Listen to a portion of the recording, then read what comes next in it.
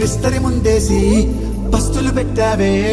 తీపి వస్తువు చుట్టూ తిరిగే ఈగని చేశావే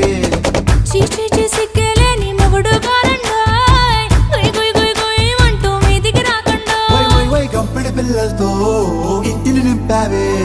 సాపాదిండు సంసారాన్ని మేడెక్కించావే